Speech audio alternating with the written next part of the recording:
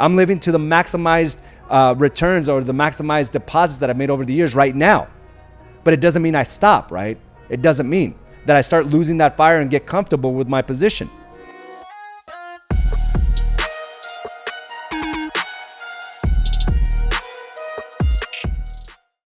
All right. Welcome to another episode of Mindset Mastery. I'm your host, AZ Araujo. If you're on here with me, go ahead and check in. Good morning to you all. Good morning. And I'm glad you're on the call with me. Now, it's one thing to show up to the call. It's one thing to say, well, I'm not going to miss much. I already know what to do. I'm just going to go ahead and proceed of the things that I've been doing here from, January 1st, from last year, from 5 years, from 10 years. And, unless you're in a place where you can compare and contrast, you don't know how actually far you've come, right? And you don't know what you're actually missing. I remember speaking to one of our agents regarding our mid-year review that we had a few weeks ago. And he came this close of not coming in. Because he had an appointment. And there was something within them that told him, I need to show up. I need to be able to just be at this meeting because there's something that's telling me I should be there. And for the most part, I think anytime we have a meeting, anytime we have a mindset mastery, anytime that we have a form of communication where we're talking about the same things, I think it's always a good idea to join, because all you really need is one little nugget, one little thing that will just begin the domino effect for you, that will begin that action, right? And that'll lead to another action that'll lead to something that you truly want. And I spoke to this person after the meeting and I said, what do you think would have happened if you wouldn't have showed up? He says, I would have never realized what I would have missed. I would have just pretended that, hey, it's just another meeting. There's nothing here. But the reality is that if you miss it, doesn't mean that your competition's missing it. If you miss it, your competition is picking up on something that is going to propel them forward. If you decide not to do those little things, understand that the world doesn't stop around your decisions. It just keeps going. So whether you decide to lean in and do the things that are required by joining this Mindset Mastery, going to our sales meetings, right? Doing all the little things, even doing your 12-week target book, just because you decide to do it doesn't necessarily mean that your competition has. Now, I want to talk about what I experienced this weekend. We actually went to a UFC fight, and this is right in line with what I'm trying to convey today. This is right in line with understanding that your competition, your thoughts, and your stories doesn't mean that the world is under the same understanding. People are seeing something greater within themselves, and just because we've reached a certain milestone doesn't mean that the world stops around that. That it doesn't stop around our actions, it doesn't stop around our stories. If you decide to show up or not, the world will make its moves.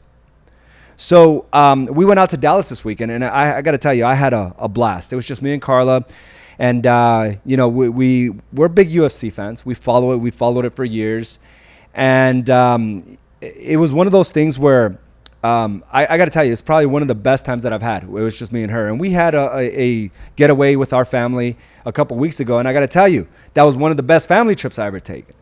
And one of these things that I've realized about my life is that things are progressing in the fulfillment aspect, right? Like everything's getting better. I'm not looking back and saying, well, I remember when we went to Vegas one time and that was a great time. It's like those days are behind me. It's like today I'm having the best days. Today I'm having the best experiences because I am aware of my actions. I'm aware of my presence. I'm aware of my family and how important they are to me.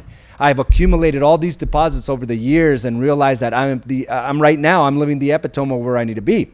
But it's not going to be good enough for me tomorrow or next week, next year, and 5 years. I'm living to the maximized returns or the maximized deposits that I've made over the years right now. But it doesn't mean I stop, right? It doesn't mean that I start losing that fire and get comfortable with my position. And I got to tell you, we were just talking about this morning, and we're still like on this high from this weekend. The high of just spending enough time together, right? About communicating, about really pushing our marriage where it needs to be, where we never thought it could be. The enjoyment within each other is far greater than it's ever been. And this is 19 years of marriage, right? Year number 10, I thought that the best days were behind us, right? I felt like I was constantly being, told of all the things that I wasn't doing. I was constantly, in this place where I started growing resentment towards her. And the same she was doing towards me. right? She was building that resentment. She was building that frustration because we got comfortable somewhere in that place where we thought, well, this is marriage. We're both going to settle down. We leave our goals and our ambitions by the wayside, and we make every decision based on how we think the other person's going to take it. So we subdued ourselves. We held ourselves back because it might offend our spouse. They may not be in alignment with our decisions. I better not work out too much because, well, my spouse doesn't really like working out. It's all these little things that we started just kind of holding ourselves back, that we started building this resentment towards one another. And understand that life doesn't begin to feel, on fire until you face these challenges, where you start seeing the flip side to every decision, where you start seeing the flip side to every situation. And I'll tell you how this all went down. So we went out to Dallas to go see the Amanda Nunes, she's got like 2 titles. She's been very dominant for many years against her opponent. Actually, she was the champion now, Juliana Pena. And Amanda Nunes lost her title fight in the last fight against Juliana. She lost it. This person, Amanda, has been dominant in the game for a few years. She actually defended her title like 7 times, which is unheard of, in 2 different divisions, she's the first fighter to ever do that, male or female. Okay, so she's a champ, a double champ in 2 different weight classes. Only one of few that defended those titles and actually won. So over the years, she hit this epitome of success. No one could stop her. No one even came close. She was dominant. But just like most things, we start believing our own hype. She started believing that she was unstoppable.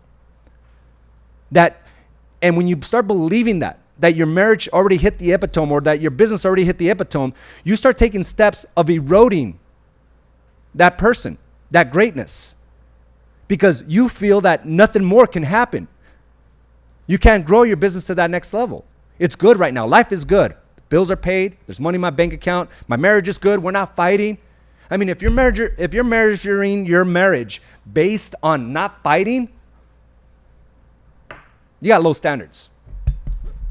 Because that's not what marriage is. If you measure your business based, well, I have money in the bank, you're not really wanting to grow. It's kind of small-minded, right? Same thing for our bodies. Well, I lost 10 pounds. This is good. If you measure your success just based on that alone, not based on how that can fuel long-term growth and expansion, then we're thinking too small. But I get it, because we all reach these levels where it's new to us, right? For Amanda, she's defended 7 times. She's like, dude, I'm dominant. I'm good. I'm going to go ahead and coast on into the Hall of Fame. No one could touch me. No one could beat me because Joe Rogan said that. I'm on this trajectory. And I'm only going to focus a little bit of what I learned from Amanda and this powerful little interview that she did, right? And don't get me wrong, her foe was very formidable, right? A formidable foe, and that's why I call this a formidable foe. It's when you're facing something great, a task that is great, a task that is out of your reach, something that scares you a bit, that's difficult, that is tough to master, right? That's what a formidable foe is. My marriage was a formidable foe. Not Carla, my marriage. Because I didn't take the necessary steps to try to master it, to try to become great in it. And as long as we weren't fighting, I thought, well, okay, this is good. This is good. Well, we got 10 years. That means we're successful, right? Yes. Which it wasn't. Was not. And where you're at right now with your business, it may be good to the person you were 5 years ago, but it's not good enough for the person you're going to be in 5 years. And you got to give that person a chance. You got to continue to build on what you have, not try to coast on in. So start over celebrating, start overspending. because things are not always going to be this way. So the formidable foe is everything you're avoiding. The videos is your formidable foe, and you're avoiding it like the plague. Your copywriting skills. Hiring an employee, that's your formidable foe, because your thoughts are like, well, I can't afford that right now. Instead, right? I want you to go look at your closet. Is there more tangible items that you bought over the years than there is in your bank account? Like if you add up all those purses, if you add up all those belts, if you add up all those clothes and shoes and everything else, and then go into your spouse's closet and do the same, does that accumulate to more than what you have in your bank account? Then somewhere along the lines, we felt a little comfortable. We're not facing that formidable foe. That person that could be elite in marketing and sales and systems. That person that can be elite in leading a team or hiring a staff. And we all need that challenge, but some of us avoid it. I avoided that challenge within my marriage. That's why I stayed there. That's why we were at the brink of divorce, because I didn't want to face that formidable foe. The conversations that were going to be tied to that. The emotions, the feelings. So I kept that at the status quo. And the status quo means at some point it's going to fail. Status quo at some point will fail.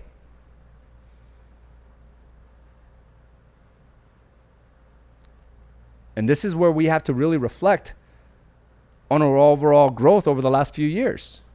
What has changed about your marketing? What has changed about your infrastructure? What has changed about your lifestyle? Is it the same? You're living at the status quo, and at some point, it's going to fail. Look at your body. Nothing stays the same with your body. I mean, it's aging every day. And you have to work twice as hard, 3 times as hard to even sustain the status quo. But that's actual growth. Because that's eroding every day we take a breath. And some of us are like really like putting that on hyperdrive by eating the wrong foods, abusing the hell out of your body. So now you put that on hyperdrive. You're not just eroding by every breath. You've magnified that. You put a turbocharger on that. And it's all good now. And everything's all good. Your marriage is all good right now at the status quo. Your business, it's all good. Until one day it's not. But this fight was intense. And I got to give it up to both fighters, Amanda Nunes and Juliana Pena. It was amazing. And they went at it. But I could see a difference in Amanda. She was not going to lose. She had to remind herself that she was a champion. She had to remind herself that she is dominant. And it wasn't going to be a walk through the park. In fact, it wasn't. It was very difficult for her. But she did it in a dominant fashion. I mean, she had a formidable foe. Pena would not quit. She would not quit. She was bloodied. Her head was split open, and she would not quit. This is what I love about the whole fight. After the fight, okay, she still has her full-on uniform, right, from the fight. She's wearing yellow top and yellow shorts, but she's on crutches, and this is behind the scenes. Amanda Nunes just regained her championship, her belt. She told the world that this is mine. Come and take it. I haven't forgotten. I'm still the champ. So she's walking with her crutches. She's hurt. She's battered and bruised. And she said something very, very interesting that it just caught my attention. She said, I cannot be a champion if I don't have a challenge in front of me. I cannot be a champion if I don't have a challenge in front of me. Now, as we break down that simple phrase, like we misinterpret what a challenge is. We misinterpret like all these obstacles that we have to overcome as a sign that we have to slow down, or as a sign that it wasn't meant for you. You can't be great in your business without that challenge. Those fights at home with your spouse, you're misinterpreting them. That is the challenge. What is the underlying, what's the underlying of communication that's trying to be conveyed to you? Look beyond the initial assessment. What is the real problem? That's the real challenge. You cannot be a champion in your marriage without that challenge. What do you want your spouse to be, a doormat? Not to tell you anything? Not to expect more from you?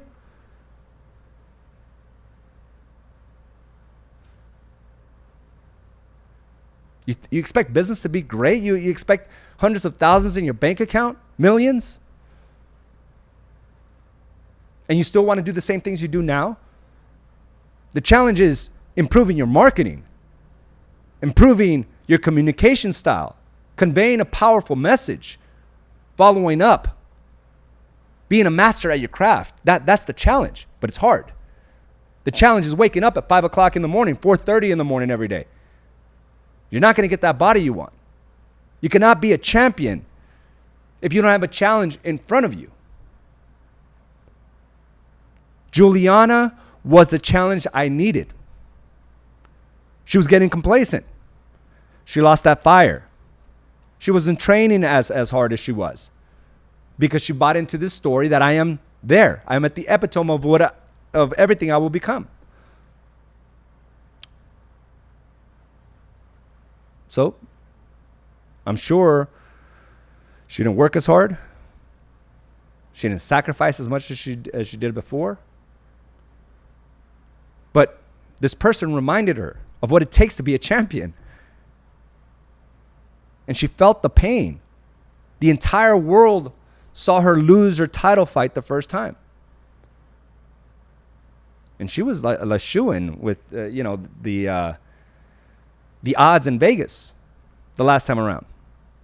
She disappointed a lot of people. A lot of people were upset with her. She was upset with herself. Everyone saw her failure.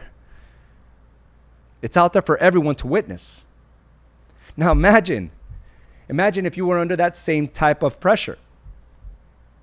That every time you failed to market when you said you would, everybody knew. What about if you were under that pressure? Every time you went to a listing appointment, you didn't get it. Everyone knew. I think most of us would break. But because no one's watching, we don't emphasize it as much. We don't try to improve on it as much. We don't try to challenge ourselves as much. We're happy at the status quo. Yet we step away from that and we see it slight decline each and every day, eroding away. And you don't come to realize that until you run into somebody that was doing the opposite things of what you were doing, that took care of themselves, their mind, their body, that invested more into their marriage and challenged their marriage and was willing to have those difficult conversations. The person that just continued to communicate and convey their message to now where they're so confident and certain of who they are that the money's just attached to all of that. And you don't realize that you were at the status quo until you see that person one day, until you run into that person one day. The person that, you were maybe ahead of. And then you realize, oh, yeah, I didn't have a Juliana in my life. Or I just didn't see it. Because they were all around you. The challenges with your marketing, you just avoided it. The challenges with adding more systems, with your CRM, with your follow-up strategy, you just avoided it. You're walking around like you're a champion and a lion, but yet you were avoiding it. She goes on to say, Juliana was the challenge I needed to become the lion that I am.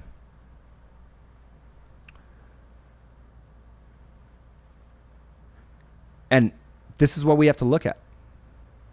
The challenges that you're facing today with your thoughts, your emotions, and your actions, you need that to become better. It's not meant to debilitate you or destroy you or to stop your momentum. It's meant for you to face your formidable foe. Because without that, you can't get to that next level. You can't become that business owner you wanted to become. You have to face that. And that means overcoming those thoughts, those emotions, and actually taking that action. And it's a simple process today. Because what did Amanda do? She went back to what she knew she had to do.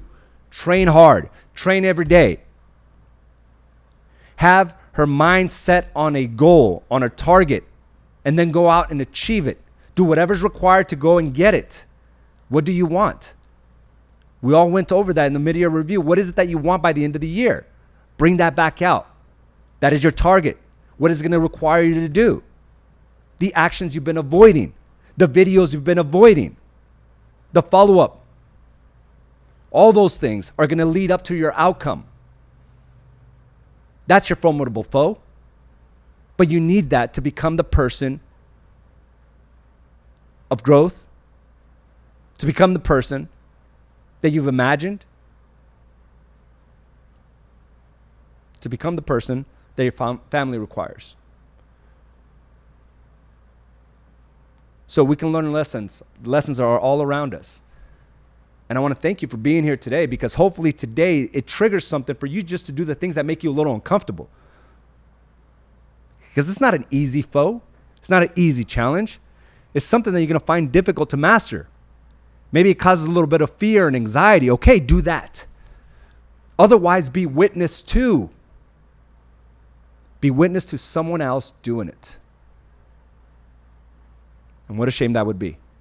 Having the same opportunities. Having the same abilities. And yet, holding back.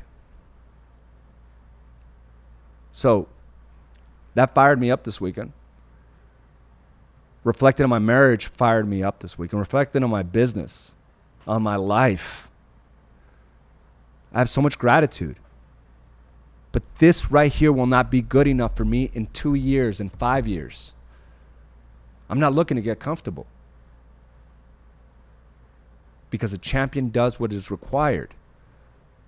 And I face these challenges on a daily basis on how to improve. Not to simply just point and say, well, it didn't work. I'm not a good communicator. I'm not a good writer. It was a good run, Carla. It was awesome. So look at what's challenging you today and take on that challenge, because you need that. That is the pathway. That is the doorway to the next steps of your progression. Guys, I want to thank you for joining me for this episode of Mindset Mastery. Have a great day, and I will talk to you soon. Bye now. Thank you for joining us for this episode of Badass Agents Podcast, brought to you by AZ & Associates and Do the Work Coaching and Consulting. You can watch this and other episodes by subscribing to our channel on YouTube or by visiting us directly at badassagents.com. And of course, you can listen to this episode and many others on your preferred podcast provider.